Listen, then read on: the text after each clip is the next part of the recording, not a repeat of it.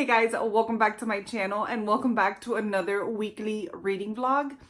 We're starting a bit late this week because it is Thursday and that's just the way it is. I wanted to start this earlier because we are in the middle of the N.E.W.T.s and I wanted to vlog every week of the N.E.W.T.s. I mean, technically I'm still vlogging this week, but I'm just starting a bit late. But I am gonna go through the book that I did finish already for the week because I already have one book down, which is crazy to me. And it's crazy to me that we're already on week 2. I am enjoying this readathon so dang much. A little recap of what I have completed in the N.E.W.T.s readathon, and then I'll let you guys know what I finished this week. So I have finished my Charms Acceptable with gorgeous cover, and that was Coyote Songs. I have finished Muggle Studies Acceptable with cover with actual photo element, and that was I Read the Arc for a Single Light. And this week I finished The Luminous Dead, which I did for Transfiguration Acceptable for LGBTQ plus A plus representation, and I did The Luminous Dead. I was so excited to read this book. It was one of my top releases for this year. This is a sci-fi horror. I actually finished this one last night. Sci-fi horror is probably my favorite horror. It's like above all, you know, in sci-fi horror you have zombie, you have apocalyptic, you have you know, disease, all of that stuff, and that's just my favorite kind of horror. It just tickles my fancy. So when I saw that this was a sci-fi horror, it had to do with spelunking, and but it's a little bit more than spelunking. Like in this world, we have people that actually get paid to go down into these caves and almost like mine these caves or create new routes within these caves. So it's a pretty dangerous thing to do, and I'm like, oh my gosh, yes, I'm here for it. Like I am claustrophobic in real life. Like I cannot be in small spaces. And just the fact that this is underground, and I was like, yes, please. I mean, and so many people rave about this book. Like everybody raves how good this book is. And I gave it 3 stars. So let me start with that, because what I'm about to say next doesn't warrant the fact that I gave it 3 stars, but it just didn't do it for me. It was boring at times. It was a little too long for its subject matter. 409 pages or 410, 11 pages of somebody going in a cave, deeper in a cave, coming back up, deeper in a cave. It's just, it's very redundant. It's repeating the same thing over. It's the same fears, the same trusting issues, you know, because they are, whenever they go down to a cave, they are supervised or they are led by somebody that's above ground viewing them. They have this suit that they wear that protects them against all kinds of environmental issues, cold, water. They get fed through this suit, and so whoever is managing them from the top side, they can see everything that they see. They can communicate with them. They can sedate them. They can do whatever, you know, they need in order for them to survive. And so it was the same dialogue between these two people. It was the same things going through her head. Now, the reason why I gave it 3 stars is because there are some interesting, you know, aspects to it. There's the aspect of being down there for X amount of time without any human contact, without, you know, sunlight, without just in solitude, you know, the hallucinations aspects, the that could come into play, the loneliness aspects that come into play, the creepiness, the claustrophobia that can come into play. Those are all little things that I really did enjoy from the book, but overall I was just like bored half of the time reading this. The ending was kind of predictable. So the relationship that forms is sort of like blah, sort of like there's no, it didn't make me excited. it just didn't do it for me, but I gave it 3 stars because of there were little parts here and there that gave me like chills but honestly, if I'm completely honest with you, I probably could have given this book 2.5 stars, but I gave it 3 stars because I'm always pretty generous with my ratings. I don't know if you guys noticed that. I think that writing a novel or writing a book, I think that writing a paragraph is super hard. So a person that can write a whole entire book, I mean, it was a well-written book. Like, I didn't find any like, maybe I'm about to be nitpicky when I say this, like when it comes to book, I didn't find any like grammatical errors, any, not even grammatical, or just like sentence or things that didn't make sense. It all made sense. It was all well written. But as far as just the content of it, it just wasn't good. But anyways, I'm pretty generous when it comes to my ratings, just because writing a book to me is just insane. Like, she created the story. That's amazing. Anybody that can write, anybody that can express themselves through words and literature, like, I find that incredible. That's something that I can't do. I have a hard time writing a damn sentence. And so I would not be able to do this. Like, I would probably drive myself crazy. And so that's why I'm pretty generous with my ratings, is because doing this is hard work. So that completed Transfigurations, acceptables for LGBTQ plus A plus rep. Everybody always says that so fast and gets it right, and I never do. So what I've decided to pick up is, I'm just gonna keep going with my A's. You know, like if you're in school, then you go through levels, I would hope so.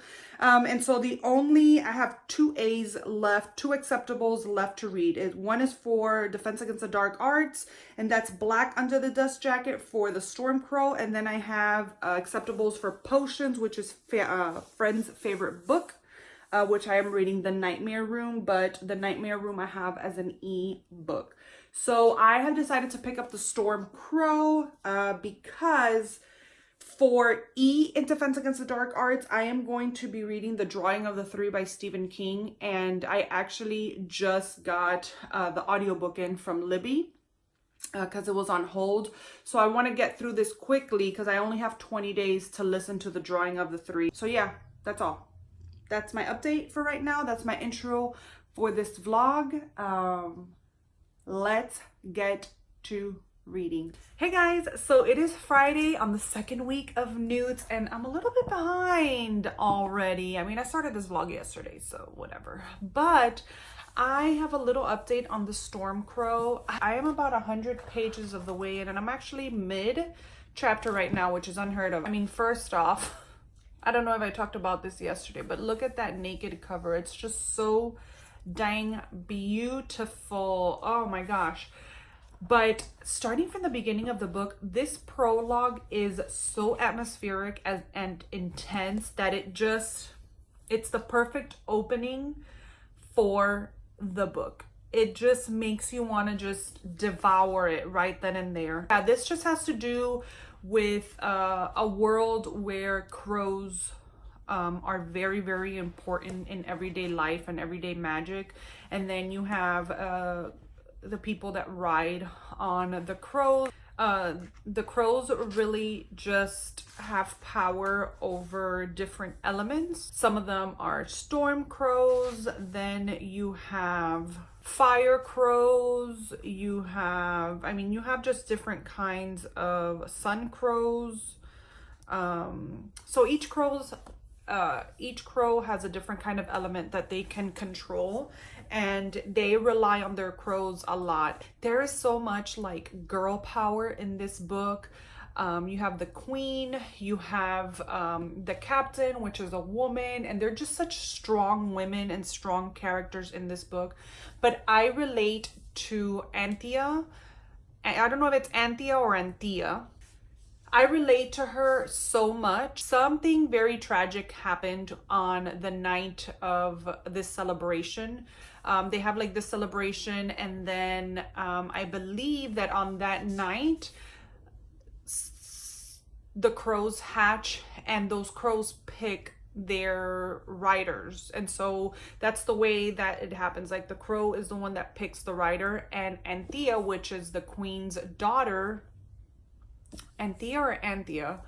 Thea. I'm gonna say Anthea. She's getting ready to be chosen by her crow. This is something that she had dreamed of her entire life, is riding and training and, you know, riding a crow.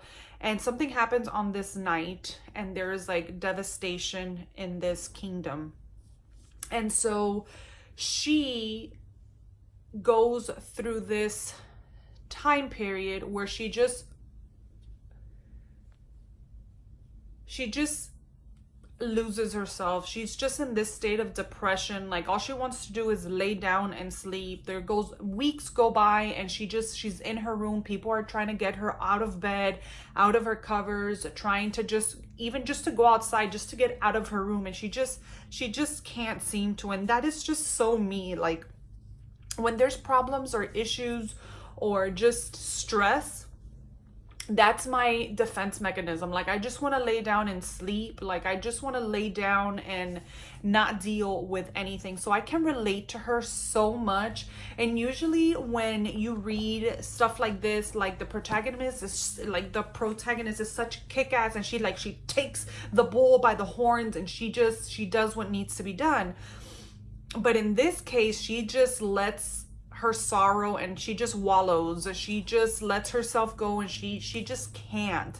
And I can relate to her so much. So yeah, that is what I'm just reading right now. It's National Book Lovers Day. So happy Book Lovers Day to everybody. I'm just celebrating by reading. I did a couple house chores today and stuff, but I've just decided, I think it's like about 5 o'clock or 6 o'clock in the afternoon, and I'm just going to read. My face is chunky again.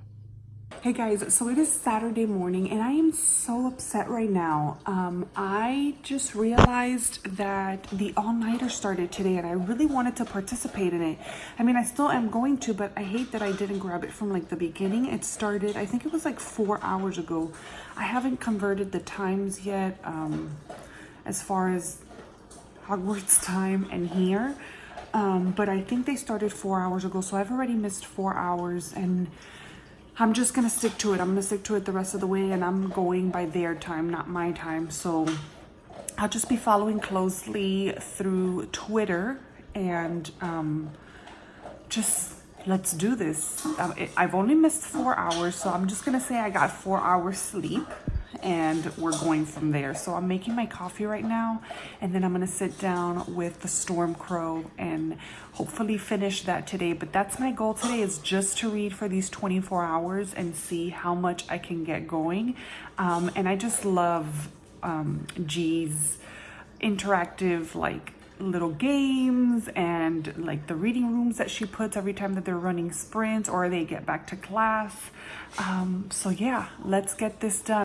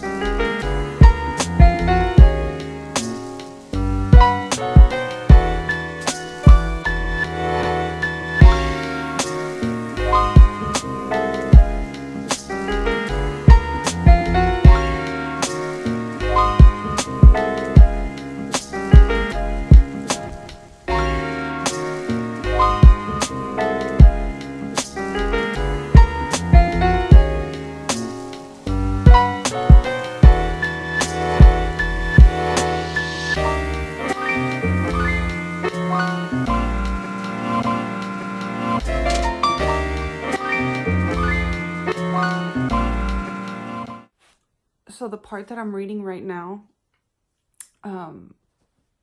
Thea and Arison, I think that's how you would say his name, Arison or Arison. That's how I would imagine. They're going around Elysia. Oh gosh, Elysia. That's how I've been saying it the whole time that I'm reading, which is Arison's, which is the prince, his town. And they went to have dinner. And after that, he took her to a bakery where it's described as glass cases filled with pastries and pastries, like multiple glass cases. And she's talking about like lemon tart with berries and like a bunch of pastries. And your girl wants pastries now. I've been eating sweets every single day this week, and I need to rein it back because I've been gaining weight like crazy. So yeah, now I want sweets, I want pastries, and I haven't even had breakfast yet. So yeah, I just did a little bit of reading, as you guys saw, and my mouth watered while I was reading it, and now I want to eat. Hey guys, so just a little update on my reading. I don't even know what hour we're on in this all-nighter thing. So as far as the Storm Crow, I'm currently on page 252. I started reading today at page 150. So I've read about 100 pages of this, and I'm liking it. So I don't think I really explained it well when I first came on here today, or I think it was yesterday, I'm not even sure. But sometimes, especially when I have a hardcover in my hands, I take the dust jacket off, and when I come to update on the vlog, I don't have this near me to sort of read the synopsis and give you an all around of what I'm reading, and I don't want to give any spoilers, so I try to be as vague as possible with my summaries of what I'm, of what I've read so far. Here we have two kingdoms. In the Readathon kingdom, they have elemental crows that help them fight, that help them with everyday, like, let's say for example, there are water crows, and besides turning water to ice, they can also create mist. So like, let's say it's like a really hot day, it's a tropical kingdom. And so let's say there's farmers out on the field and they're working and it's a really hot day. The crows with their riders will come and throw and spread mist to help them with the heat. Then there are, I marked the different kind of crows. I don't think they go through all of them, but I know that there is the sun crow, which has healing powers. They have the shadow crow, which can like not run up on people, but come up on people without knowing, and they can find out secrets and things like that. And so they have riders, which these riders are trained to fight. They're trained to ride these crows, and they form a bond with the crow. So the crow creates a bond with its rider, and the crow is the one that picks the rider. And then you have the illusion kingdom, which is basically the bad kingdom. One night they're about to have their festivities, their ceremony of their hatching crows, and this is when a baby crow, creates a connection with its rider. There's riders that are about to graduate from school, and this night everybody's really happy. There's like a big celebration, and they get attacked by the illusion, and they basically burn down all their rookeries, which is where all the crows are, all the eggs are. And so they kill all their crows and their way of fighting. They basically just burn their city down. And so the queen has died, and so now one of the princesses has to take her seat as the queen, while her sister, which is Althea, she was trained and meant to be a rider and a trainer, and she's dreamed of this her whole life. And so now she's the one that ended up with the depression, and I can relate to her so much because she basically just let her depression take the best of her, and she just laid in bed. And that's what I do. I told you guys this yesterday, that I relate to her so much because I'm the type, there's people that are, in those bad times, they just pick up and fight, and then there's those people that just lay down and die, and that's me. And so anyways, long story short, her sister Kalisa, basically comes into arrangement with the Aleutian queen to have Althea marry the prince, her son, and build some sort of like an alliance, not an alliance, but like an agreement.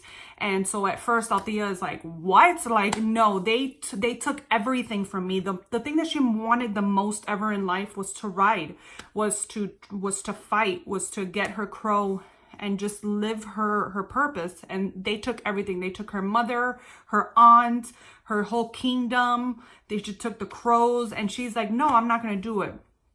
But the sister like convinces her, and she ends up going to this other kingdom with Erison, which is the prince. And but before that happening, she finds a crow egg in one of the rookeries that she tends to visit a lot, to sort of like clear her head. And one day she finds this crow egg, and now she's just trying to figure out how to hatch this crow egg, because nobody knows how the eggs hatch. It's a very good story. I will say it's very slow paced. It's not the fastest paced book, even with all the kingdoms and the fighting and the backstabbing and all of that. It's a very slow paced book. I haven't even gotten to like the part of a fight or anything. I'm sure there's going to be a fight between kingdoms. They're trying to gather, since they have this egg now, they're trying to gather a rebellion to overthrow Elucia, because Elucia is just taking over all the kingdoms. Like, they've overthrown 2 kingdoms already. You know, I'm imagining there's going to be a fight, but even with all of this going on and them trying to figure out a way and finding the egg and trying to find a way to hatch the egg, it's a very slow paced book. But what I will say about this book is that it's very atmospheric. The descriptions of like the bakery and the smells and the colors and the kingdoms in itself is so good. The prologue, like I told you guys yesterday, is so atmospheric and so rich in words that I'm really enjoying that part. Oh, I didn't notice back here, it has like the kingdoms. So Rodair is our protagonist's kingdom. It also has, oh my gosh, I should have said, the world of the storm crow. So when you flip, it's the wings of Eris, and Eris is the city of where this kingdom, Rodair, is at. And so it goes through all the crows. So you have the wind crow, a shadow crow, battle crow, water crow, earth crow, storm crow, fire crow, and sun crow. And it just tells you everything that they do here. Then you have your kingdoms with it. Then you have your kingdoms, which are Rodair. The capital is Eris. And then you have Elucia, which the capital is Sordell. You have the Ambril Islands. You have Korovi, Jinde, and Trendell. I don't know how these fantasy writers do this. I mean, they create entire worlds and kingdoms and names and characters and words and dialect and language that it's just insane to me how they come up with all this stuff. I can't even come up with a name for a dog. I have a hard time figuring out what I'm gonna eat for dinner, much less name a whole meal or a whole language. That is insane to me. Hey guys, so I just finished The Storm Crow. It is currently, I think it's like 7:20 in the afternoon. I ended up giving it 4 stars. So good. Like I said earlier, this is more of a slow-paced YA fantasy. To be completely honest with you, the romance didn't, it wasn't a focal point of the story, so don't go into it thinking that it's a focal point, but it just didn't give me, it didn't give me the flitter flatter in the stomach. I don't know what that is. I really didn't, it wasn't here, it was neither here nor there. The story in itself, it was good. It was really good. I enjoyed it. We really didn't get to see action until the end of the book, until like the final 2-3 chapters maybe. The rest of the story, it was just her in this foreign kingdom, surrounded by people that hate her, and trying to come up with a way to hatch this egg, this crow egg. So yeah, super good. 4 stars. And now for my next book. So I told you guys that I have The Drawing of the Three, Waiting for Me on Libby as an audiobook. This would be for Defense Against the Dark Arts, Exceeded Expectations. So I don't know if to listen to this or to hold off on this. Because I don't know if I want to sit down and physically read or I want to take a break from physically reading and play my video games and listen to this. So I'm in between The Drawing of the Three and also Violet by Scott Thomas. And this one would be for, I have little sticky notes inside of it. It would be for Muggle Studies, Exceeded Expectations. So both of these would be for E. Yeah, the only A I have left is for Potions, which is a friend's favorite book. And for that, I'm reading The Nightmare Room, which I actually have an ebook of. So I'm holding off on that one. But I have this one, and I also have my graphic novel for Charms, Exceeded Expectations, which I chose Batman, A Death in the Family. Let's see what I choose. I might read this one right now, break it up a bit.